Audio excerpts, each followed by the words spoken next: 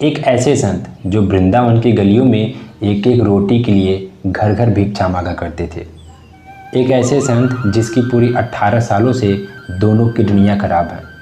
एक ऐसे संत जो माँ गंगा के किनारे यूं ही कई दिनों तक बैठे रहते थे। ठंड के दिन कपड़े ना होने के कारण यूं ही फेंके पड़े बोरे को सिलकर पहन लेते थे।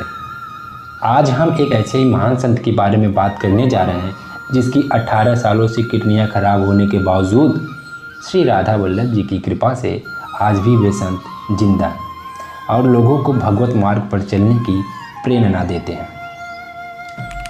जी हाँ, हम बात कर रहे हैं श्री हित प्रेमानंद जी महाराज की।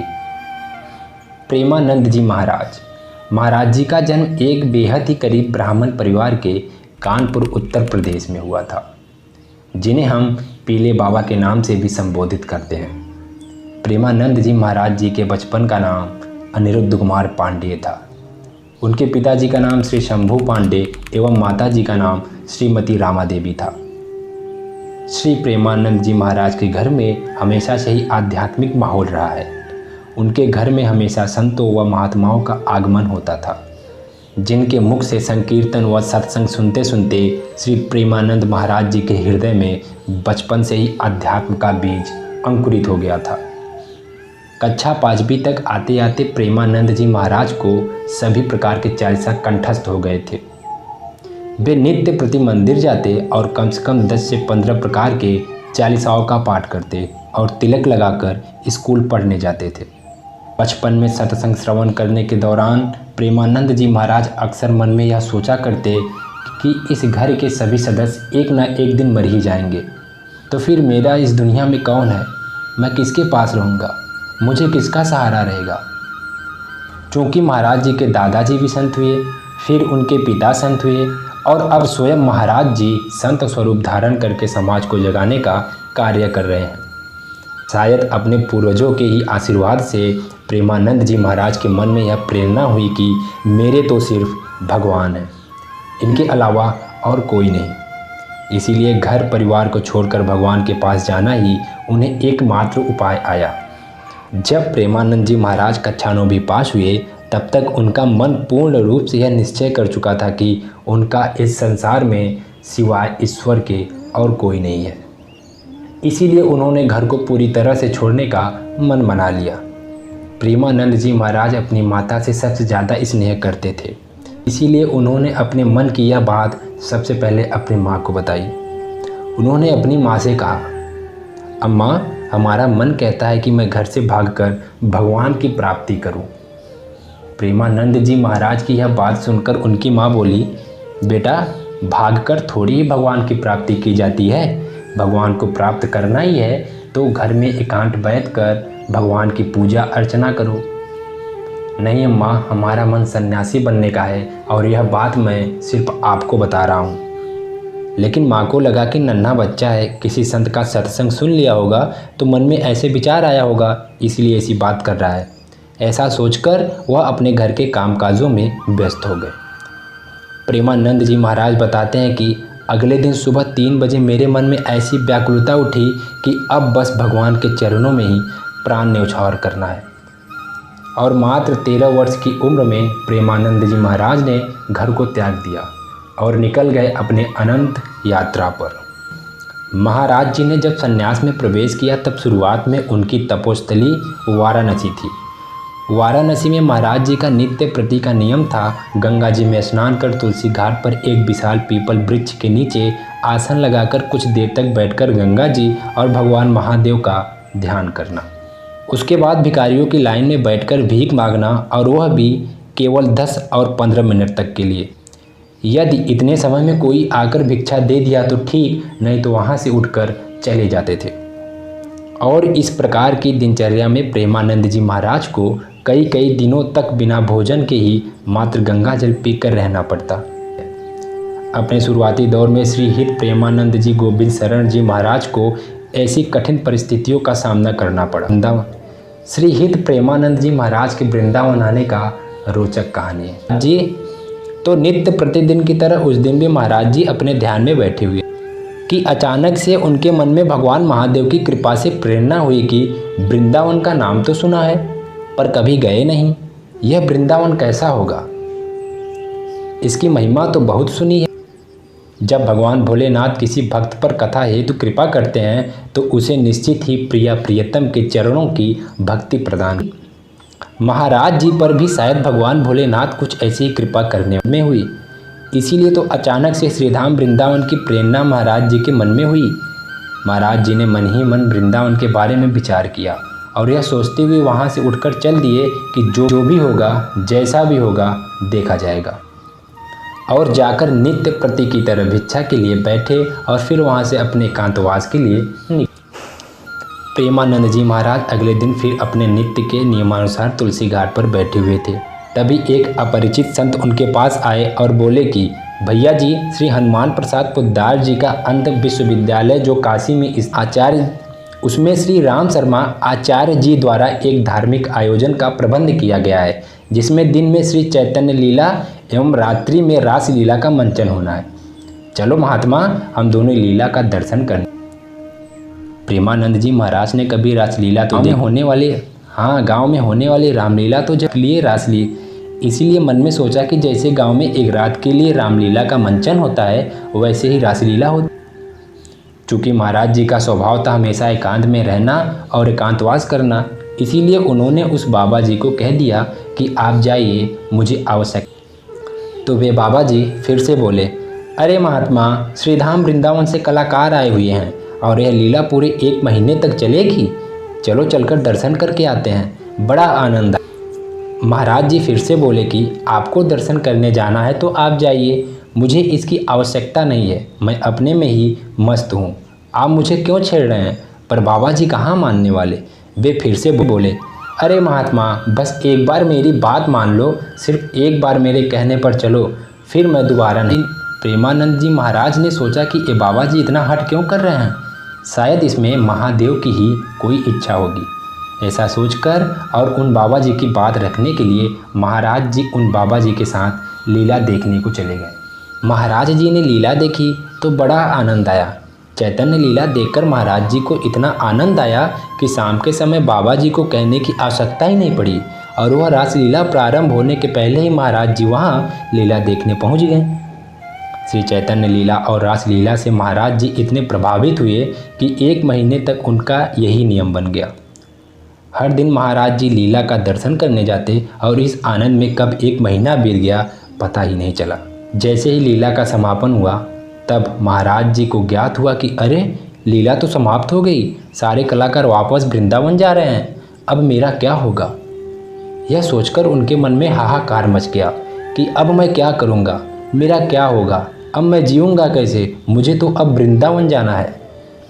महाराज जी सोचने लगे कि यह सब कलाकार वापस वृंदावन जा रहे हैं तो वृंदावन में भी ये सब ऐसी लीलाओं का आयोजन करते रहे होंगे। चूँकि एक कलाकार हैं तो यह हमेशा कहीं न कहीं लीलाओं का मंचन तो करते होंगे। अगर मैं इनके साथ लग जाऊं तो मुझे रोज़ लीला देखने को मिलेगी और इसके बदले मैं इनकी सेवा करता रहूँगा।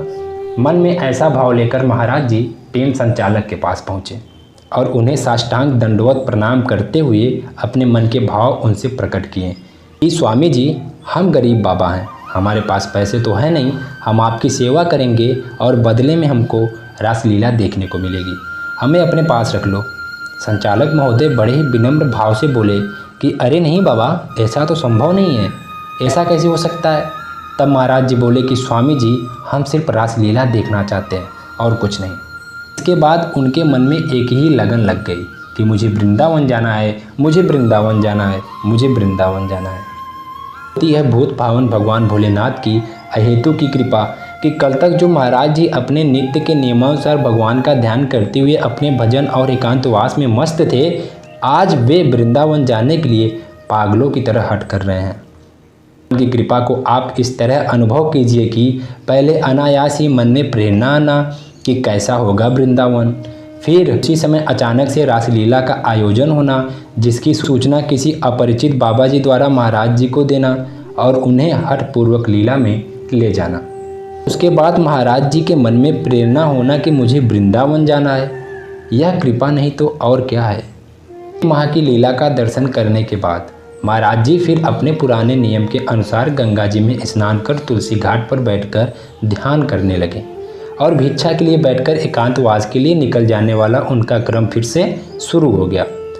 लेकिन इस दिनचर्या में एक नई बात जुड़ गई और वह यह थी कि मुझे वृंदावन जाना है, मुझे वृंदावन जाना है। क्रम कुछ दिन तक ही चला। ज़्यादा दिन नहीं बीते थे कि एक दिन महाराज जी प्रातःकाल तुलसी घाट पर ध्यान में बैठे हुए थे। पास में स्थित संकट मोचन हनुमान मंदिर के बाबा युगल किशोर जी प्रसाद लेकर महाराज जी के पास आए और बोले कि लो बाबा प्रसाद ले लो। अब महाराज जी ठहरे एकांतवासी, उनका किसी से परिचय तो था नहीं और ऐसे किसी अपरिचित से खाने की कोई वस्तु लेना उन्होंने उचित नहीं समझा, इसलिए वे बोले कि क्यों ले लूं। युगल किशोर जी बोले कि बाबा अंदर से प्रेरणा हुई इसलिए।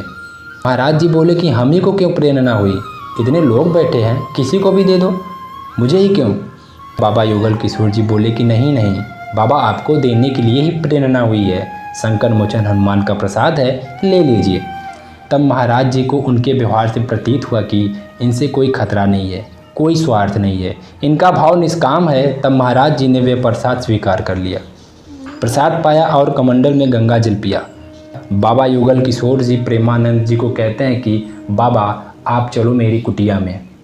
प्रेमानंद महाराज जी बोले कि नहीं नहीं, यह मेरा नियम नहीं है, मैं किसी गृहस्थ के दरवाजे नहीं जाता और ना ही उसके घर में प्रवेश करता हूँ, बस यूं ही खुले आसमान के नीचे रहता हूँ और भजन करता हूँ, जो भी इच्छा मिल जाती है वही पा लेता हूँ। तब युगल किशोर जी बोले कि बाबा मैं भी गृहस्थ नहीं हूँ, मैं भी एक सन्यासी हूँ। तब स्नेहवश महाराज जी उनकी कुटिया में गए, जहाँ युगल किशोर जी ने अपने हाथों से बाबा प्रेमानंद महाराज जी को दाल और रोटी बनाकर खिलाई। इससे महाराज जी की उदर की भूख तो शांत हो गई, लेकिन उस भूख का क्या जो उनके मन में लगी हुई थी। चाहे कैसी भी परिस्थितियाँ क्यों ना हो, महाराज जी के मन में बस एक ही बात हमेशा खटकती रहती थी, मुझे वृंदावन जाना है, मैं वृंदावन कैसे जा पाऊँगा। चूँकि युगल किशोर जी उन्हें भले मानुष प्रतीत हो रहे थे, इसीलिए उनसे रहा नहीं गया और वे तुरंत कह उठे, क्या आप मुझे वृंदावन पहुंचा सकते हैं। अब यह तो भगवान की लीला ही है कि मानो युगल किशोर जी इस प्रश्न के लिए तैयार ही बैठे थे। प्रश्न को सुनते ही वे झट से बोले, हाँ बाबा मैं पहुंचा सकता हूं, बताइए आपको कब जाना है। तभी प्रेमानंद महाराज जी बोले, हम तो तैयार ही बैठे हैं, जब आप व्यवस्था करा दो तब मैं चला जाऊँगा। युगल किशोर जी बोले कि ठीक है, आप कल की तैयारी कर लीजिए, मैं आपको वृंदावन ले चलूँगा। जो इतना सुना प्रेमानंद महाराज जी के आनंद का तो ठिकाना ही नहीं रहा, उनका रोम रोम रोमांचित हो उठा, मन प्रसन्न हो गया कि कल वृंदावन जाना है, कल वृंदावन जाना है। उस समय डायरेक्ट रेलगाड़ी बनारस से मथुरा के लिए नहीं जाती थी, तो महाराज जी युगल किशोर जी के साथ चित्रकूट आ गए, जहां दोनों लोग 3-4 दिन रहे और फिर चित्रकूट से युगल किशोर जी ने मथुरा जाने वाली रेलगाड़ी में महाराज जी को बैठा दिया। रेलगाड़ी में मथुरा की यात्रा के दौरान 2 लोगों से महाराज जी का परिचय हुआ, जो महाराज जी के विचारों से बहुत प्रभावित हुए और उन्हें कुछ रुपए देने लगे। चूँकि महाराज जी के पास 1 रुपया भी नहीं था, पर फिर भी उन्होंने रुपए लेने से इनकार कर दिया। तब वे दोनों महाराज जी से बोले कि हम भी मथुरा जा रहे हैं, आप हमारे साथ चलो, हम जहाँ ठहरे हैं आज रात वहीं ठहर जाना और रात्रि विश्राम करके कल सुबह वृंदावन को निकल जाना। महाराज जी ठहरे स्वभाव के सरल, दुनियादारी से मतलब न रखने वाले, तो वे तुरंत मान गए। कहा कि ठीक है भैया, आज तुम्हारे साथ रुक जाता हूँ, तो मुझे वृंदावन पहुँचा देना। मथुरा में राधे श्याम गेस्ट हाउस के बाहर महाराज जी को बैठाकर वे लोग बोले कि हम अंदर जा रहे हैं बाबा, थोड़ी देर में आपको बुला लेंगे, आप यहीं बाहर बैठकर प्रतीक्षा करो। रात का समय था और ठंडी का मौसम था। महाराज जी गेस्ट हाउस के बाहर बैठकर अपने बुलावे का इंतजार करने लगे, पर बहुत समय बीत गया, कोई बुलाने नहीं आया। पर अब महाराज जी को इस अमानवीय व्यवहार का कोई ख्याल ही नहीं था, क्योंकि उनके मन में इस बात की प्रसन्नता हिलकोरे ले रही थी कि मैं वृंदावन आ गया हूँ। इसी विचारों में खोए हुए प्रेमानंद जी महाराज राधे श्याम गेस्ट हाउस के बाहर बैठे हुए थे। उस समय रात्रि लगभग 11 बजे होंगे। तभी एक सज्जन आए और बोले, बाबा जय श्री कृष्ण, कैसे बैठे हो। तो महाराज जी ने उस सज्जन को सारी कहानियाँ बताई। वे सज्जन महाराज जी को अपने घर ले गए, उन्हें भरपेट स्वादिष्ट भोजन कराया और रात्रि विश्राम भी कराया।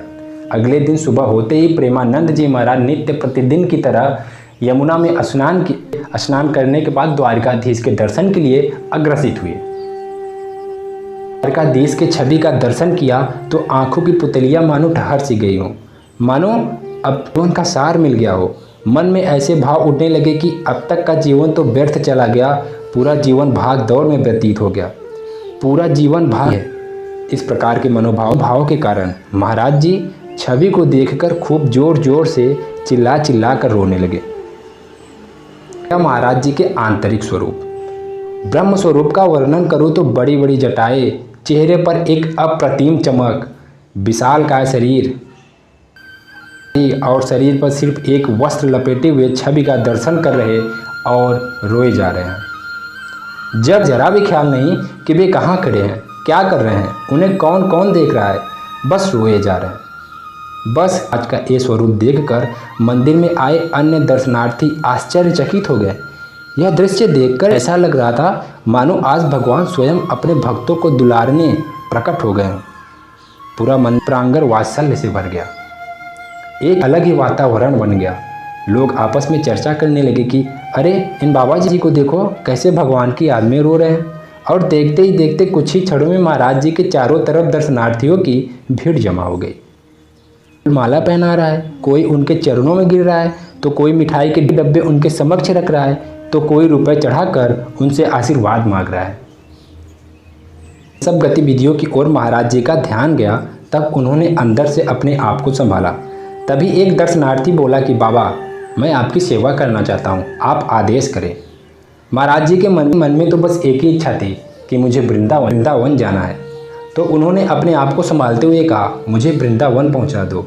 वह भक्त बोला कि वृंदावन में कहाँ जाना है बाबा? महाराज जी वृंदावन तो पहली बार जा रहे थे, उन्हें कुछ पता नहीं कहाँ जाना है, किसके पास जाना है, कहाँ रुकना है, क्या करना है। बस उन्होंने किसी सत्संग में किसी संत से सुन रखा था कि वृंदावन में एक स्थान है जिसका नाम है रमण रेती। ऐसे उनके मुख से निकला कि वृंदावन मुझे रमण रेती जाना है। उस भक्त ने साधन की व्यवस्था करके महाराज जी को मथुरा से विदा किया। उस गाड़ी वाले ने महाराज जी को रमण रेती तिराहा में उतार दिया। महाराज इसे अपना सौभाग्य मानते हैं कि मेरा वृंदावन में प्रवेश हुआ, वह भी एकादशी के दिन। एकादशी का दिन था। रमण रेती में बहुत से भक्त परिक्रमा कर रहे थे। अब हमारे महाराज जी के लिए तो यह सब कुछ नया था। इतनी भारी भीड़ को एक साथ परिक्रमा करते देख उन्होंने सोचा कि वृंदावन में ऐसा ही होता होगा। जगत नियंता जगदीश्वर के द्वारा यह पहले ही तय किया जा चुका था कि महाराज जी से किसकी और कब और किस स्थान पर भेंट करानी है। इसे चाहे विधि का विधान कहें चाहे नियति कहें, लेकिन मैं इसे साक्षात बिहारी जी की कृपा कहूँगा। रेती में कुछ देर घूमने के बाद महाराज जी की भेंट होती है संत श्री श्याम सखा जी से। महाराज जी ने निवेदन किया कि मैं बनारस से आया हूँ, बिहारी के दर्शन करना चाहता हूँ। यदि 3-4 दिन रहने की व्यवस्था हो जाती तो बड़ी कृपा होगी। संत श्री श्याम सखा जी बड़े ही स्नेहपूर्वक महाराज जी को संत श्री जगत आनंद जी के आश्रम ले गए, जहाँ महाराज जी ने अपनी पूरी यात्रा के बारे में बताया। श्री जगत आनंद जी बड़े ही प्रेमी स्वभाव एवं संत सेवी महापुरुष थे, जिनके आश्रम में आज भी प्रतिदिन 50 महात्मा भोजन कर प्रसादी को पाते हैं। तो संत श्री जगत आनंद जी के आश्रम में महाराज जी को आश्रय मिल गया। महाराज जी ने वृंदावन वास एवं ब्रजमंडल दर्शन का खूब आनंद लिया। जगत आनंद जी और महाराज जी दोनों का आपस में बड़ा स्नेही संबंध हो गया। एकांत में वास करना उनका सहज स्वभाव था, इसलिए यहाँ आश्रय की व्यवस्थाएं, भीड़ भाड़, भक्तों का आना जाना आदि क्रियाकलापों से उन्हें ऐसा आभास हुआ कि उनका एकांतवास प्रभावित हो रहा है। ये महाराज जी पुनः बनारस वापस लौट गए। पर मथुरा से बनारस की जो यात्रा थी, इस यात्रा के दौरान उन्हें एक अजब सी बेचैनी महसूस हुई। उन्हें लगा कि शायद यात्रा की थकान के कारण बेचैनी हो रही है। कुछ दिन बनारस में रहे, अपने वही पुराने नियमानुसार गंगा स्नान, तुलसी घाट, भिक्षा और एकांतवास, पर यह बेचैनी समाप्त नहीं हो रही थी, क्योंकि यह बेचैनी तो श्रीधाम वृंदावन के छूट जाने से पैदा हुई थी। तो यह खत्म कैसे होती जब तक वृंदावन का वास न मिल जाए। खैर, महाराज जी इस बात को जल्दी ही समझ गए और बिना देर किए फिर वृंदावन में वहीं रमण रेती के आश्रम में आ गए। तब कहीं जाकर उनकी वह बेचैनी समाप्त हुई और तब से लेकर आज तक प्रेमानंद जी महाराज संपूर्ण वृंदावन में कई सिद्ध स्थानों पर रहते हुए अपनी लाडली जी की सेवा कर रहे हैं। तो कैसा लगा आपको श्री हित प्रेमानंद जी महाराज की इस कहानी को सुनकर कमेंट में ज़रूर बताएं। मिलते हैं एक और नए इंटरेस्टिंग वीडियो में। तब तक के लिए वीडियो को लाइक, शेयर और सब्सक्राइब जरूर कर देना। धन्यवाद।